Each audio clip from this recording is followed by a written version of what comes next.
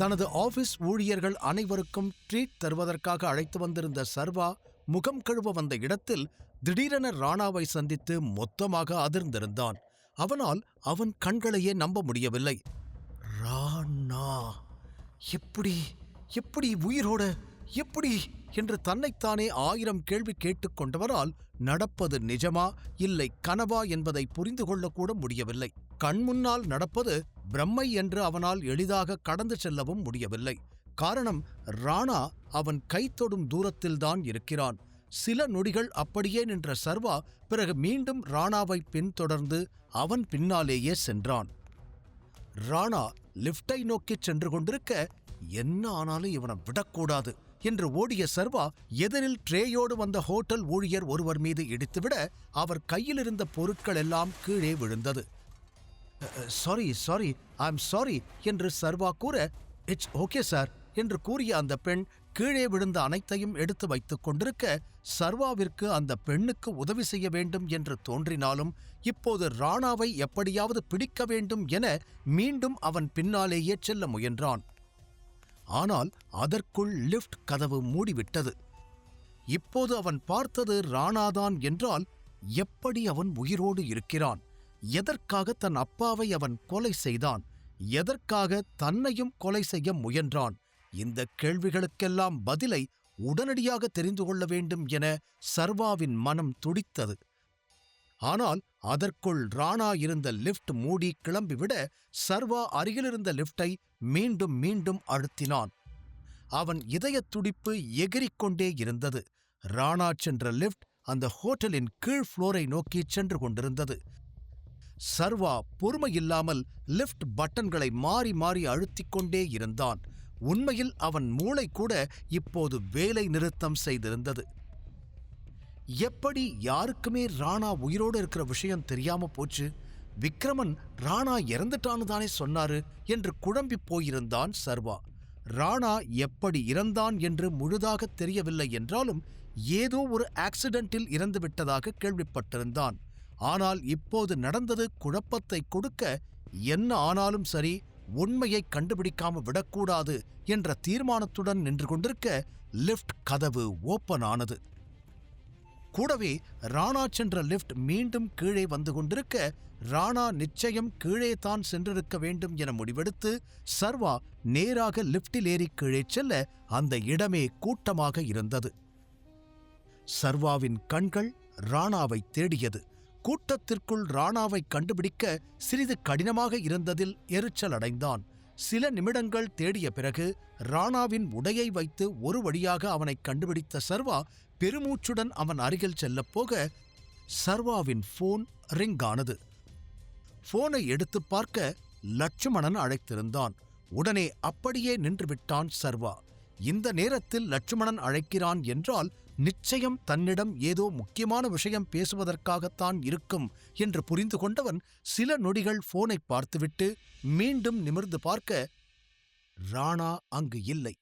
தன்னால் முடிந்தவரை சர்வா தேடியும் ராணாவை கண்டுபிடிக்க முடியாமல் போக எரிச்சலோடு தலையில் கை வைத்து நின்றவன் லட்சுமணனை மனதிற்குள் திட்ட ஆரம்பித்தான். சில நிமிடங்கள் கடந்த பிறகே அவனை திட்டுவதால் பயனில்லை என்று புரிந்து கொண்டவன் அவனிடம் பேச முடிவு செய்து அந்த இடத்திலிருந்து வெளியே வந்து லட்சுமணன் போனை அட்டன் செய்ய தயாரானதும் கால் கட் ஆகிவிட்டது. மீண்டும் லட்சுமணன் அழைப்பான் என சர்வா காத்துக் கொண்டிருக்க அடுத்த நொடியே சர்வாவிற்கு மீண்டும் அழைத்தான் லட்சுமணன். காலை அட்டன் செய்த சர்வா, ஹலோ லட்சுமணன், எப்படி இருக்க என்று கேட்க, நான் நல்லா இருக்கேன் சார், உங்ககிட்ட ஒரு முக்கியமான நியூஸை சொல்லணும், அதுக்கு தான் ஃபோன் பண்ணேன் என்றான். உடனே சொல்லு என்று மட்டும் சர்வா கூற, இந்த கருடன் ஆதிசேஷன் கிட்ட கொஞ்ச நேரத்துக்கு முன்னாடி பேசிக்கிட்டு இருந்தான். கண்டிப்பா உங்களை பத்தி தான் ஏதோ பேசுன மாதிரி தெரிஞ்சது. ஆனா என்ன விஷயம், என்ன பண்ண போறாங்கன்னு எனக்கு தெரியல. என்னால உள்ள போய் என்ன நடக்குதுன்னு பார்க்க முடியாது. எனக்கு அதுக்கு அனுமதி இல்ல. ஆனா என்னால முடிஞ்ச அளவுக்கு என்ன நடக்குதுன்னு கண்டுபிடிச்சிட்டு உங்களுக்கு மறுபடியும் கால் பண்றேன் என்று லட்சுமணன் கூற தலையாட்டி கேட்டுக்கொண்டிருந்த சர்வா அமைதியாக இருந்தான். நிச்சயம் கருடன் இதை செய்வான் என்று சர்வா எதிர்பார்த்திருந்தான். அதனால் இது பெரிய அதிர்ச்சி இல்லை. பிறகு லட்சுமணனிடம், இப்போ நீ எங்க இருக்க, உனக்கு எங்க பீட்சா அனுப்பி வைக்கணும் என்று கேட்க, கருடனோட வீட்டுக்கு அனுப்பிவிடுங்க சார், நான் உங்களுக்கு கொஞ்ச நேரம் கழிச்சு கால் பண்றேன் என்று அவன் சுற்றி பார்த்து கொண்டே அழைப்பை துண்டிக்க போகும்போது, ஒரு நிமிஷம், ஒரே ஒரு கேள்வி, அதுக்கு மட்டும் ஆன்சர் பண்ணிட்டு போ. உன்னோட ஃபேமிலி இப்ப எங்க இருப்பாங்கன்னு உனக்கு ஏதாவது ஐடியா இருக்கா? அத பத்தி யாராவது பேசி நீ கேட்டிருக்கியா என்று சர்வா கேட்க சில நொடிகள் அமைதியாக இருந்தான் லட்சுமணன். பிறகு, அது எனக்கே தெரியாது சார். சில பேரு எங்க ஃபேமிலி இந்த ஊர்ல இல்லைன்னு சொல்லுவாங்க, சில பேர் இந்த நாட்டிலேயே இல்லைன்னு கூட சொல்லி இருக்காங்க என்று அவன் குழப்பத்துடன் கூற, அப்படின்னா எல்லாரையும் கடத்தி வெளிநாட்டுக்கு அனுப்பிட்டான்னு சொல்றியா? ஆனா அது எப்படி பாசிபிள்? அதுல நிறைய சிக்கல் இருக்கே என்று சர்வா கேட்க, எனக்கும் எப்படின்னு தெரியல சார். என் பொண்ணுக்கும் என் ஒய்ஃப்க்கும் பாஸ்போர்ட் கிடையாது. கண்டிப்பா பாஸ்போர்ட் இல்லாம அவங்கள இங்கிருந்து வேற எங்கேயும் கூட்டிட்டு போயிருக்க முடியாது. என்னோட ஃபேமிலி மட்டும் இல்ல, இங்க இருக்கிற நிறைய பேரோட ஃபேமிலிக்கு பாஸ்போர்ட் இல்ல. அதனால எல்லாரும் இங்கதான் எங்காவது இருக்கணும் என்று யோசித்து யோசித்து லட்சுமணன் கூற, சர்வா இந்த பக்கம் லேசாக அதிர்ச்சி அடைந்தான். எல்லாரோட ஃபேமிலிக்குமா? அப்படின்னா எல்லாரோட ஃபேமிலியையும் கடத்தி வச்சுதான் உங்க எல்லாரையும் வேலை வாங்கிட்டு இருக்கானா என்று சர்வா உறுதி செய்து கொள்வதற்காக கேட்க, நான் உங்ககிட்ட அப்புறம் பேசுறேன், நான் போகணும் என்று பதட்டத்தோடு கூறி உடனே போனை கட் செய்து விட்டான் லட்சுமணன். பெருமூச்சுடன் தன்னை நிதானித்துக் கொண்ட சர்வாவிற்கு மீண்டும் ராணாவின் ஞாபகம் வந்தது.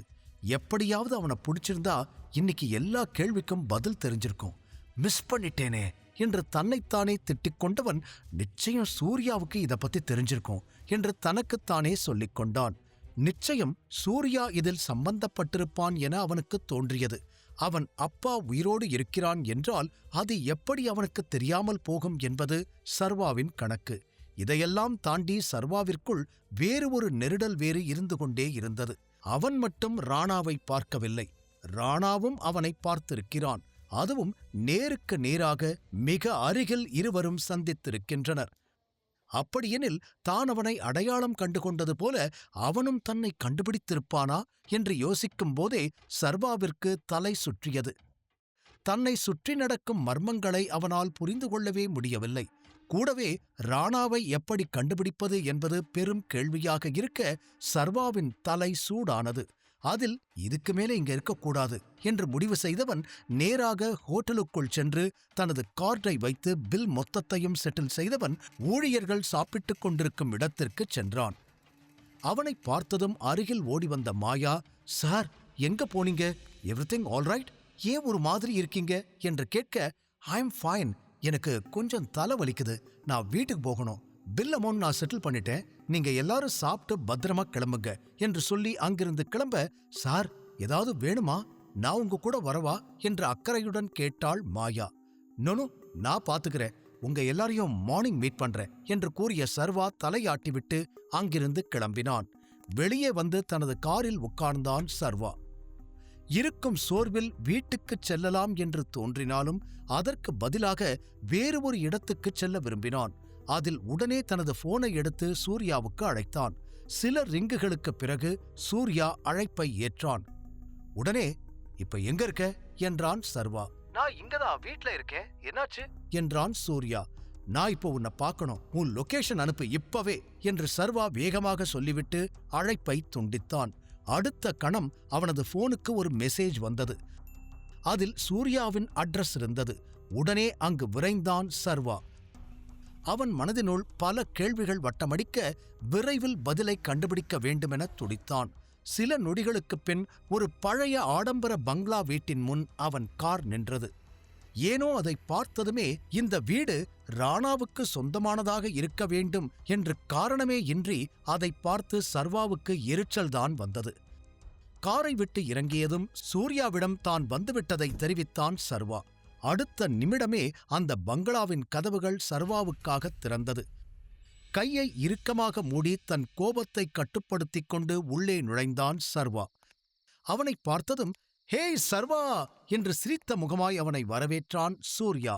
ஆனால் பதிலுக்கு அவனை முறைத்துப் பார்த்தான் சர்வா. இதை பேசலாமா, பேசினால் தவறாகி விடுமா என்று எந்த யோசனையும் செய்யாமல் மனதில் இருப்பதை பேச நினைத்தவன், எங்க அந்த ராணா என்று கத்திவிட அடுத்த நொடியே சூர்யா முகத்திலிருந்த சிரிப்பு மறைந்தது. என்ன என்று புரியாத பாவனையில் அவன் கேட்க, நான் சொன்னது உனக்கு நல்லாதான் கேட்டுச்சு, மறுபடியும் சொல்ல வைக்காத, உன் அப்பா ராணா எங்க அவன் என்று மீண்டும் தெளிவாக கத்தினான் சர்வா. முதலில் ராணாவின் பெயரை கேட்டபொழுது அதிர்ச்சி அடைந்திருந்த சூர்யா மீண்டும் அவன் தெளிவாக சொன்னதும் இன்னும் அதிர்ந்து, என்ன பேசிக்கிட்டு இருக்க நீ என்று லேசான கோபத்துடன் கேட்டான். எல்லாம் தெரிஞ்சுதான் பேசிக்கிட்டு இருக்க. உன் அப்பா எங்க? உள்ள இருக்கானா? அவனை மறைச்சு வச்சிருக்கியா? வர சொல்ல அவன என்று சர்வா அந்த இடமே அதிரும் அளவிற்கு கத்தினான். இன்னும் கூட அவனது இறுகிய கைகளுக்குள் கோபம் அத்தனையும் அடக்கி இருக்க, ஒரு நொடி அவனை புரியாமல் பார்த்து கொண்டிருந்த சூர்யா பிறகு சத்தமாக சிரித்து, நீ என்ன பேசுறேன்னு எனக்கு ஒன்னும் புரியல. என் அப்பா இறந்து போயிட்டாரு, அது உனக்கே தெரியும். அப்புறம் என்ன என்று சூழ்நிலையை இலகுவாக்குவதற்காக சூர்யா சொல்ல, இன்னும் எத்தனை நாளைக்கு இந்த பொய்ய சொல்லி என்னை ஏமாத்தலாம்னு நினைச்சுக்கிட்டு இருக்க? எனக்கு நல்லா தெரியும். நீதான் அவனை மறைச்சு வச்சிருக்க. அவனை முன்னாடி கொண்டு வா, இல்லைனாலும் அவனை எப்படி கண்டுபிடிக்கணும்னு எனக்கு தெரியும் என்று சர்வா மீண்டும் மீண்டும் அதையே பேசிக் கொண்டிருக்க, சர்வா என்னாச்சு? எதுக்கு நீ தேவையில்லாம இப்படியெல்லாம் பேசிக்கிட்டு இருக்க? எதுக்கு நீ இவ்ளோ கோவமாகிருக்க? என்ன நடந்துச்சுன்னு சொல்லு. அதை விட்டுட்டு இப்படி கத்துனா என்ன அர்த்தம் என்று சூர்யா பொறுமையாக கேட்க, சர்வாவுக்குத்தான் பொறுமையே இல்லை. பொய் சொல்லி ஏமாத்த ட்ரை பண்ணாத என்று மீண்டும் கத்தினான் சர்வா. சர்வா லிசன், நீ என்ன பேசுறேன்னு எனக்கு ஒன்னும் புரியல. திடீர்னு வீட்டுக்கு வந்து எங்க அப்பாவை பத்தி கேட்டா நான் என்ன பதில் சொல்றது என்று சூர்யா கேட்டதில் இப்பொழுது சர்வாவுக்கு இருக்கும் கோபம் அதிகமாகிவிட, சட்டை காலரை பிடித்து சூர்யாவை தூக்கியவன், என்ன பார்த்தா எப்படி தெரியுது? நீ சொல்ற பொய்யெல்லாம் நம்புற மாதிரி இருக்கா? ஒழுங்கா சொல்லு, எங்காவ என்று கத்திய சர்வா சூர்யாவின் கழுத்தை பிடித்திருந்தான். சூர்யாவை கொல்லக்கூடாது, அவனை கொன்றுவிட்டால் உண்மைகள் தெரியாமல் போய்விடும் என்று சர்வாவிற்கு தெரிந்திருந்தாலும் கோபம் இப்போது அவன் கண்ணை மறைத்திருந்தது. நீ மட்டும் உண்மைய சொல்லல, உன்னை கொன்னுடுவேன். எங்க அவன்? என் அப்பாவை கொன்ன கொலகாரன் எங்க? சொல்லு என்று மீண்டும் மீண்டும் சர்வா கத்திக்கொண்டே இருக்க, இப்போது சூர்யாவின் முகம் சிவந்து போனது. மூச்சு விடவே அவன் சிரமப்பட்டான். ஆனால் அவன் எவ்வளவு முயன்றும் சர்வாவின் கையை அவனால் விலக்கிவிட முடியவில்லை. வீட்டில் வேலை செய்து கொண்டிருந்த ஆட்கள் மற்றும் சூர்யாவின் அடியாட்கள் அனைவரும் ஓடிவந்து ஒரு புறம் சர்வாவையும் இன்னொரு புறம் சூர்யாவையும் பிடித்து இழுக்க ஆரம்பித்தார்கள். அப்போது சர்வா சூர்யாவை விடாமல் கழுத்தை பிடித்து நெரித்துக் கொண்டே இருக்க, இறுதியில் கடினப்பட்டு இருவரையும் பிரித்து விட்டனர். அதில் இருமிக்கொண்டு சூர்யா கீழே அமர்ந்துவிட, எவ்வளோ தைரியம் இருந்தா எங்க பாஸ் மேல கை வைப்ப உன்ன என்று சூர்யாவின் ஆட்கள் சர்வாவை அடிக்க தயாரான நேரத்தில், ஏய் நில்லுங்க என்று சத்தமாக கத்தினான் சூர்யா. அனைவரும் அவன் குரலில் அப்படியே நின்றுவிட்டனர். சூர்யாவின் முகம் அப்பட்டமாய் சிவந்திருந்தது. சூர்யா என்ன செய்யப் போகிறான்? சூர்யாவிற்கு ராணா உயிரோடு இருப்பது முன்னரே தெரியுமா? சூர்யா சர்வாவிடம் தன் அப்பா ராணா பற்றிய உண்மையை மறைக்கிறானா? முழு கதையையும் கேட்டு மகிழ பாக்கெட் FM ஆப்பை டவுன்லோட் செய்யுங்கள். லிங்க் டிஸ்கிரிப்ஷனில் கொடுக்கப்பட்டுள்ளது.